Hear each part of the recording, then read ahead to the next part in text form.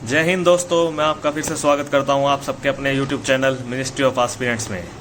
जैसा कि आप सब लोग जानते ही हैं कि एसएससी ने CGL 2023 की नोटिफिकेशन रिलीज़ करी है 2-3 दिन पहले, और उसके एप्लीकेशन फॉर्म भी फिलअप होने शुरू हो चुके हैं 3 तारीख से, और ये इसकी लास्ट डेट जाएगी 4 मई तक। और इस साल जो वैकेंसीज़ है वो थोड़ी कम आई है, टेंटेटिव वैकेंसीज सिर्फ अराउंड 7,500, मतलब 7,500 टेंटेटिव वैकेंसीज है। आई होप इसे आने वाले टाइम में बढ़ भी जाए।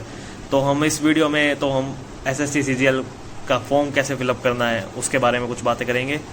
कंप्लीट फॉर्म कैसे फिल करना है वो देखेंगे हम इस वीडियो में। तो आप जैसे ही ssc.nic.in सर्च करेंगे तो आपके सामने ये पोर्टल खुल जाएगा। अगर आपने पहले रजिस्टर कर रखा है एसएससी पे तो आप यहाँ से लॉगिन करके सीधा फॉर्म फिलअप करना शुरू कर सकते हैं। अगर आप न्यू यूज़र है तो पहले आप रजिस्टर कर लीजिएगा, फिर लॉगिन करिएगा। आपके पास लॉगिन आईडी और पासवर्ड होगा, वहाँ से लॉगिन पर क्लिक करके आप जैसे इस पेज पे आ जाएंगे। अब यहाँ से आपको ये अप्लाई पे क्लिक करना है।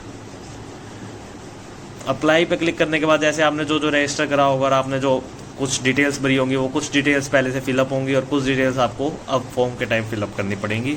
तो हम वही चीज़ें देखेंगे। अब जैसे फर्स्ट डिटेल्स हमें यहाँ पर भरना है प्रेफरेंस ऑफ एग्जामिनेशन सेंटर। ये आपका प्रेफरेंस जो है ये प्री के एग्ज़ाम के लिए होगा। मेंस का एग्ज़ाम के लिए सेंटर आपको बाद में अलॉट होंगे, लेकिन प्री के एग्ज़ाम के लिए आपको यहाँ से सेंटर सेलेक्ट करना है। जैसे मैं सेलेक्ट करता हूँ अपने अपने रीजन पे, अपने कंफर्टेबल के हिसाब से आप सेलेक्ट करना जहाँ आपको पहुँचने में सहूलियत हो। जैसे मैंने फर्स्ट सेंटर सेलेक्ट कर दिया दिल्ली। अब आपको दूसरा और तीसरा भी सेंटर सेलेक्ट करना है। अब आप एक रीजन नॉर्थ रीजन से मैंने जैसे सेलेक्ट कराया तो सारे सेंटर अब मुझे नॉर्थ रीजन से ही सिलेक्ट करने पड़ेंगे। सेकंड मैंने सेलेक्ट कर दिया देहरादून।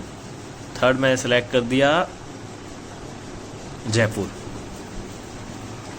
ओके, मैं तो नेक्स्ट है whether you are ex service man और सर्विंग इन आर्म फोर्स। जो सर्विंग हो आर्म फोर्स में सर्विस कर रहे होंगे या एक्स सर्विस मैन होंगे वो येस करेंगे, और जो नहीं होंगे वो या नो करेंगे। ये डिटेल्स जो भी सर्विस मैन या आर्म फोर्स में है वो अपनी डिटेल्स डालेंगे।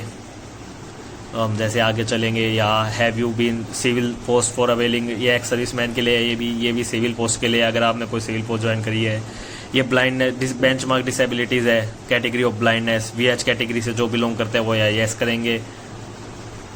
और ये अब सारी डिसेबिलिटीज़ के बारे में है वो करेंगे। जिनको जो डिसेबिलिटीज़ है वो उस हिसाब से येस और नो करते चलेंगे। अब यहाँ पे लिखा है do you have physical limitation to write as per. अगर आपकी कोई फिजिकल लिमिटेशन है एज पर द पैराग्राफ, ये आप नोटिफिकेशन में से पढ़ सकते हैं कि आप लिमिटेशंस के बारे में, इनके बारे में, तो हम यहाँ नो करेंगे। Whether you scribe is required, मतलब आपको कोई और बंदा चाहिए क्या एग्ज़ाम के लिए। जैसे आप डिसेबल है तो आप किसी को अपने साथ ले जा सकते हैं जो आपका एग्ज़ाम में क्वेश्चन मार्क कर सके। ये उनके लिए है जो फिजिकल एबल्ड नहीं है पर्सन, फिजिकल डिसेबल पर्सन है, उनके लिए है ये सारी चीज़ें। Are you applying for post of the junior statistical force. अगर आपके पास 12th में मैथमेटिक्स रही है 11th-12th में, या फिर ग्रेजुएशन में स्टैटिस्टिक रही है, तो आप इस जॉब के लिए भी अप्लाई कर सकते हैं। तो हम यहाँ येस करेंगे। और EKO द पोस्ट, तो यहाँ भी हम येस करेंगे। और ये सेम वही है पोस्ट ऑफ स्टैटिस्टिकल इन्वेस्टिगेटर। अगर आपके पास 11th-12th में मैथमेटिक्स है और ग्रेजुएशन में स्टैटिस्टिक्स एज अ सब्जेक्ट है, आपने पढ़ा है सब किसी सेमेस्टर में, तो आप यहाँ येस करेंगे। जैसे हम यहाँ येस करेंगे। Whether seeking age relaxation. Age relaxation मतलब अगर आप किसी कैटेगरी से बिलोंग करते हैं तो आप यहाँ येस कर सकते हैं। अगर आप जनरल कैटेगरी से या UR कैटेगरी से बिलोंग करते हैं तो आप यहाँ नो करेंगे। Highest education qualification. आपने हाईएस्ट एजुकेशन क्वालिफिकेशन क्या करा है, आपने MCOM BCOM, वो अपनी डिटेल्स यहाँ फिल करेंगे। अब जैसे हम यहाँ BCOM फिल करके BCOM ऑनर्स फिल करके चलते हैं आगे। और अब यहाँ पे हम अपना एजुकेशन के बारे में बताएंगे। पासिंग ईयर, जैसे मेरा पासिंग ईयर जो है मैं यहाँ फिल करूँगा। जैसे मैंने अपना यहाँ पासिंग ईयर फिल कर दिया और अपने स्टेट और बोर्ड का नाम बताऊँगा, मतलब मेरी यूनिवर्सिटी कौन से स्टेट या UT में है वो मैंने यहाँ फिल कर दिया। अब यहाँ पे मैं अपनी उसका यूनिवर्सिटी का नाम बताऊँगा और यहाँ मैं अपना रोल नंबर फिल करूँगा।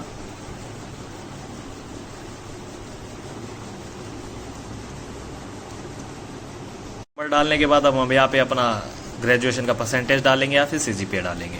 अब उसके बाद हम यहाँ येस करेंगे और नीचे चलेंगे। नीचे जाने के बाद हम अपनी फ़ोटोज़ और सिग्नेचर अपलोड करेंगे। तो याद रखना फ़ोटोज़ का साइज़ होना चाहिए 20 KB to 50 KB और सिग्नेचर का साइज़ होगा 10 KB to 20 KB। अगर ये साइज़ नहीं है तो आप उसे एडिट कर सकते हैं। और फिर अपलोड करिएगा। और फ़ोटो पे ध्यान रखना, कभी भी चश्मे वाली फ़ोटो ना डाले। जो स्पेक्सी लगाते हैं वो उनका फॉर्म रिजेक्ट हो सकता है, या फिर कोई छोटी या टेढ़ी फ़ोटो ना लगाए, उससे फॉर्म रिजेक्ट हो सकते हैं। अब यहाँ पे आप एक फ़ोटो अपलोड करेंगे और फिर उसके बाद सिग्नेचर अपलोड करेंगे। और इसके बाद फ़ोटोज़ ध्यान रखिए, whether the photograph has be taken 3 जनवरी के बाद ली होनी चाहिए आपकी फ़ोटोग्राफ। और यहाँ आप उसे येस करेंगे। येस करने के बाद नीचे जाएंगे, या इस आई एग्री पे क्लिक करके इस कैप्चा को यहाँ फिल करेंगे। कैप्चा जैसे ही फिल करने के बाद हम यहाँ पे इसे प्रीव्यू करेंगे। जैसे प्रीव्यू में पता लग जाता है अगर कुछ हमारा रह गया होगा कोई सेक्शन फिल करना, तो उसे हम फिल करेंगे उस सेक्शन को। अगर नहीं रहा होगा तो आपके पास जैसे आप एडिट और मॉडिफाई का आएगा, अगर आपको कुछ एडिट करना है तो, अगर नहीं करना तो आप यहाँ सबमिट करेंगे।